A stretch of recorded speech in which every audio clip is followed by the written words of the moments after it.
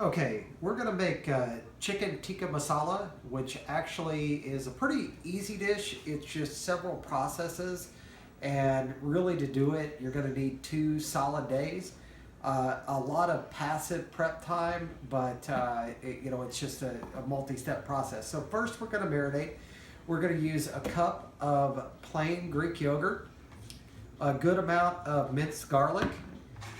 In this case, I'm going to use some smoked salt, but just regular salt is fine, and some black pepper. Just kind of add it to 2.5 to 3 pounds of sliced chicken breast, and put that in the refrigerator and marinate at least for 12 hours up to 24 hours. Okay, so we're going to get started on the second part of the chicken tikka masala. Yesterday we got the chicken breast, 2.5 to 3 pounds marinating with the yogurt and garlic and pepper and ginger. This is forming the basis for the sauce. So first I'm making basically a pretty thick roux, and I'm using a cast iron skillet, but this is 2 tablespoons of olive oil, a half a stick of butter, roughly I would say 2 tablespoons of ginger, but I actually used a little over an inch section or finger of fresh ginger that's grated in here. 2 serrano peppers that are cut up. You don't have to cut them up real fine because we're going to be putting this through the blender or food processor. 2 tablespoons of garlic, tablespoon of paprika, I'd say about a teaspoon of salt, and 6 ounces of tomato paste. So once I've heated this through and formed a pretty thick roux, I add 2 cans of, these are the Hunt's 14.5 ounce fire roasted diced tomatoes. And so I'll add that and cook this in for a minute, a couple minutes into this mixture. Okay, so we've cooked the tomato mixture with the roux for a couple minutes. It's got a little bubble to it. I'm now going to add some garam masala.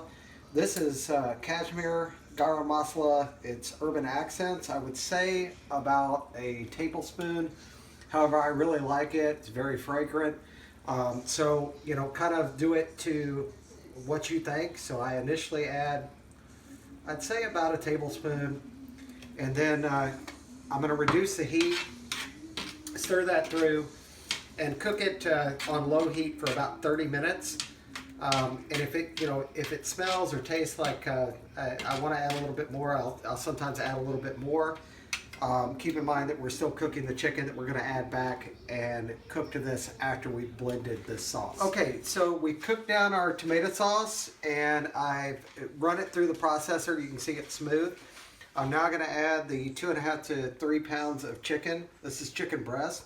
It's up to you how you want to cook it. Obviously, traditionally, it's in a oven tandoori, but this I baked in the oven for about 25 minutes and then finished on the grill.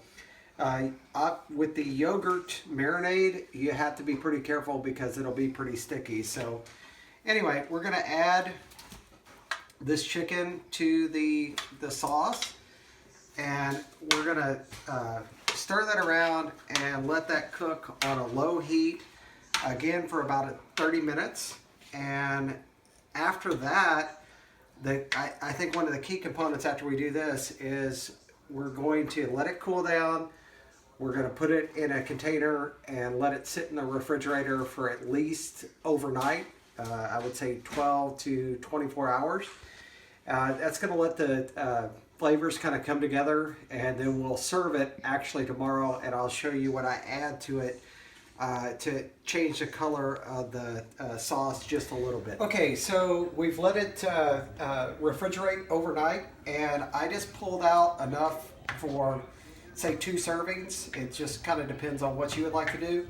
As you reheat it in a pan, I add just enough heavy cream to change the color and make it a little bit lighter. You can kind of just use your eyeball for it. But the reason I do that later is it sits better in the refrigerator that way. It also works if you wait to add the heavy cream if you're going to freeze it. So this is ready to go. We're just going to plate it. I plated this with some basmati rice and some chopped fresh cilantro on top. and a little bit of naan bread. Maybe next time we'll talk about making some naan bread, but hope you enjoy it.